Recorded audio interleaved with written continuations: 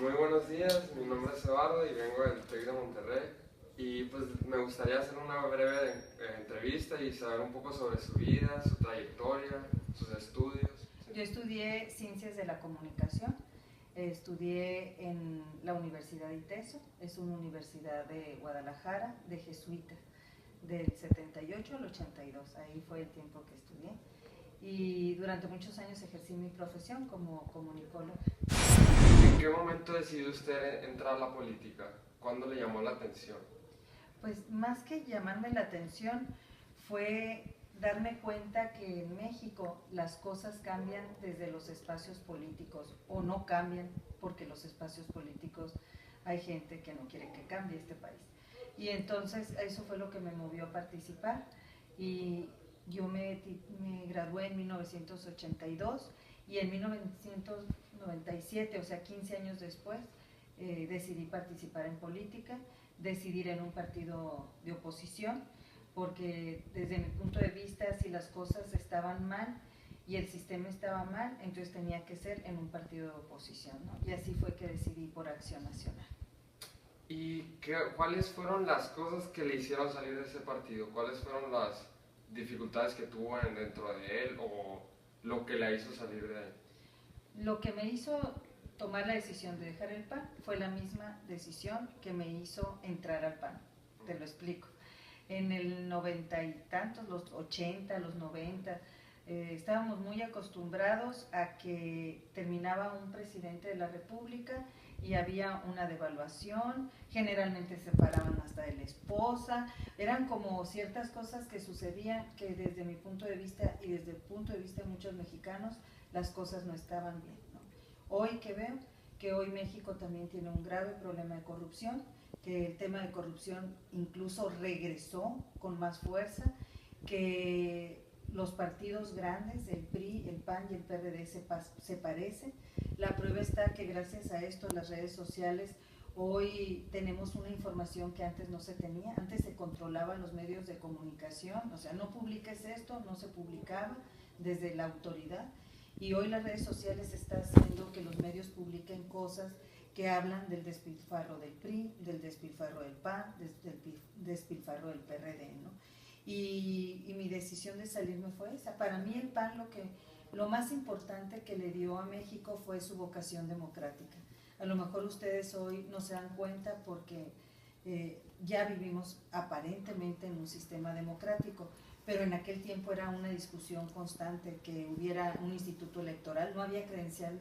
A mí me tocó votar, por ejemplo, en una elección donde la credencial de elector no tenía fotografía, entonces era muy fácil que la elección se controlara porque había fraude con mucha más facilidad.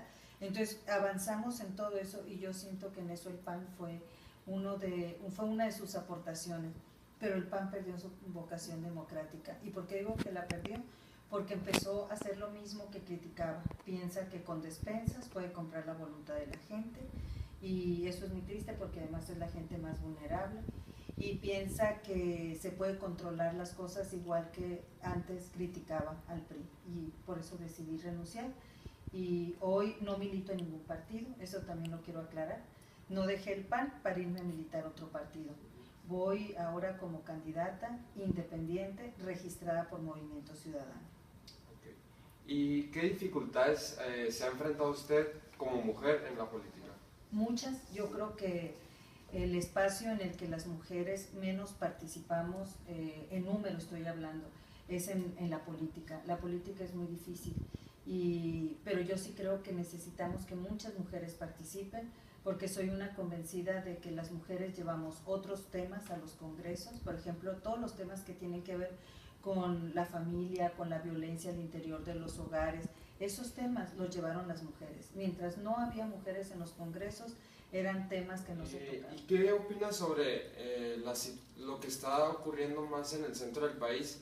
Que es que gente no preparada, que está en los medios de comunicación, o pues que sale, que personalidades pues, están entrando a la política, como el caso de Cuauhtémoc Blanco, gente como que no está preparada pues. Lo que está sucediendo en la política es que se hicieron más cortas las campañas, y en las campañas cortas pues necesitas gente que sean conocidos, ¿no? y eso es lo que está abriendo la puerta a personas que son conocidos y tienen otro tipo de preparación. Yo lo que creo es que el esquema democrático que está imperando no le está apostando a la consolidación de la democracia, sino a un retroceso y a un regreso. Incluso hablar de 10 partidos políticos es una locura, ¿no?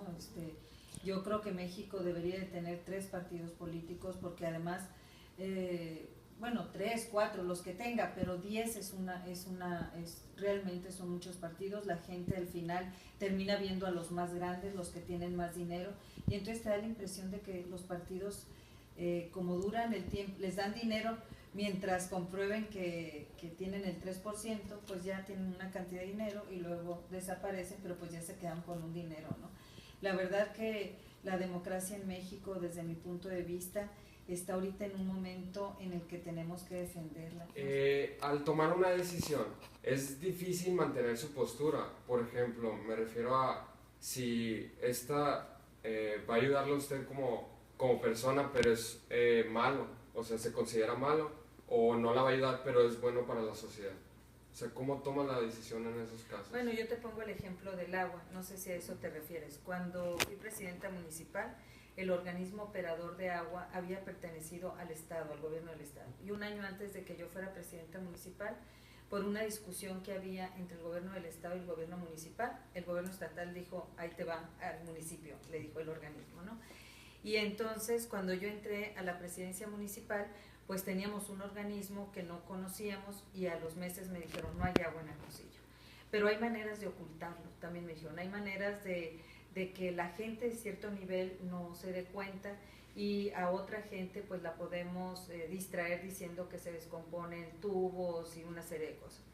Yo tuve 2, 3 días sinceramente sin dormir, pensando qué voy a hacer, hasta que me dije a mí misma, yo llegué aquí por el voto de los hermosillenses y hoy tengo que tomar decisiones que sean decisiones de gobierno. Y tomé una decisión muy difícil que generó burlas después, me dicen Lola Tandeos por eso, ¿verdad? Y racionamos el agua. Yo a la distancia veo que tomamos una medida fuerte pero necesaria para la ciudad. Vivimos en una zona desértica, teníamos desde el 90 con una sequía enorme, la presa Abelardo L. Rodríguez estaba completamente seca y no teníamos conciencia para cuidar el agua. Entonces, ¿qué logramos con esa medida?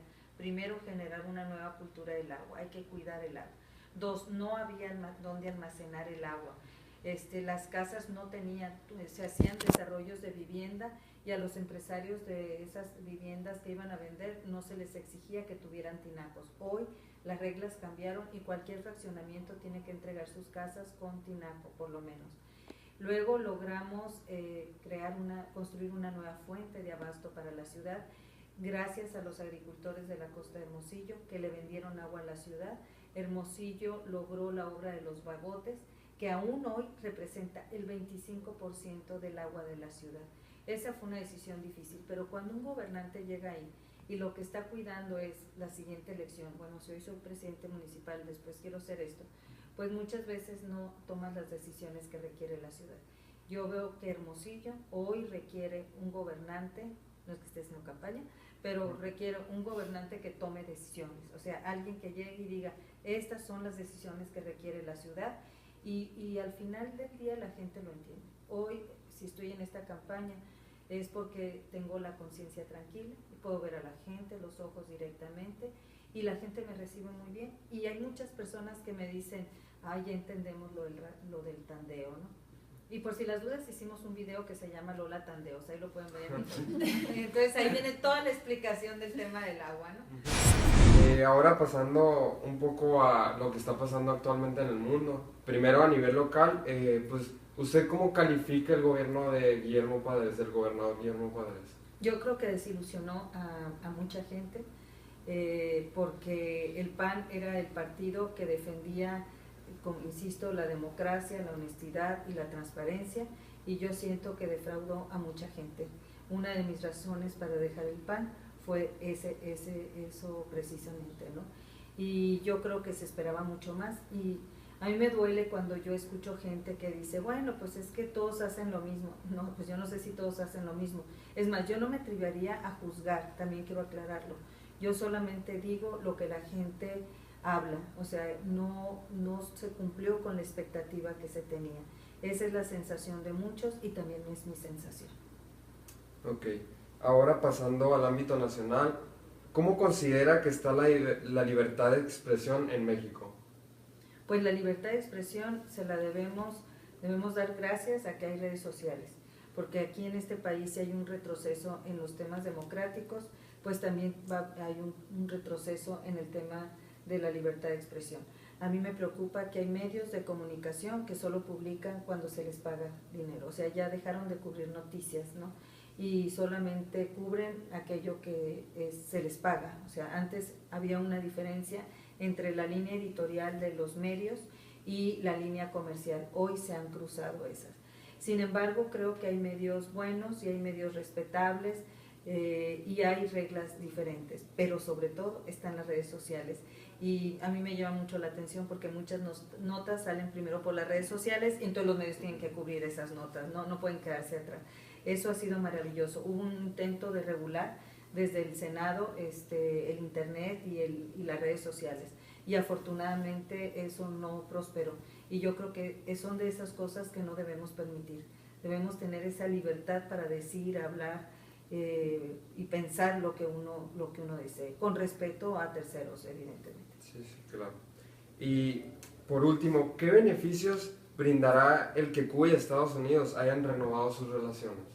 Pues mira, yo creo que eso es algo muy bueno para América Latina en general, ¿no? Para América como continente en general y para América Latina en particular también, yo lo diría. Porque finalmente somos países hermanos, ¿no? Y es lamentable lo que sucedió durante tantos años entre Cuba y Estados Unidos porque afectó las relaciones con otros países, ¿no? México de alguna manera fue un país que estuvo cercano, tengo entendido por lo que he leído, digo, no he estado metida en los temas de relaciones exteriores, pero por lo que uno sabe, pues México logró tener una buena relación con Estados Unidos y con Cuba. Solo aquel tema terrible del presidente Fox, en donde comes y te vas, ¿verdad? Donde además al presidente Fox no lo chamaqueó, ¿cómo se llama? Fidel Castro, ¿verdad? Porque, ¿y cómo dices tú? A ver, dime, ¿me voy? O sea, yo creo que es muy bueno lo que pasó y yo creo que a nivel mundial la gente lo ha celebrado. Yo vi ahí lo que pasaron los medios de la reunión de Raúl Castro con el presidente Obama y se ve sinceridad de parte de ellos dos, ¿no? Creo que también para Cuba como país va a ser bueno porque si se logra destrabar el bloqueo, pues vamos a tener en Cuba un país con mejor economía. A mí me tocó conocer Cuba hace 3, 4 años y me dolió lo que vi ahí, porque vi una pobreza generalizada, no miseria, es cierto, no miseria, pero sí pobreza. Y yo creo que a lo mejor sin el bloqueo Cuba va a tener otras oportunidades. Y ya por último, me gustaría que le voy a mencionar unos nombres y me dice lo primero que se le venga a la mente, una palabra, 2 palabras, lo que se le venga. Enrique Peña Nieto.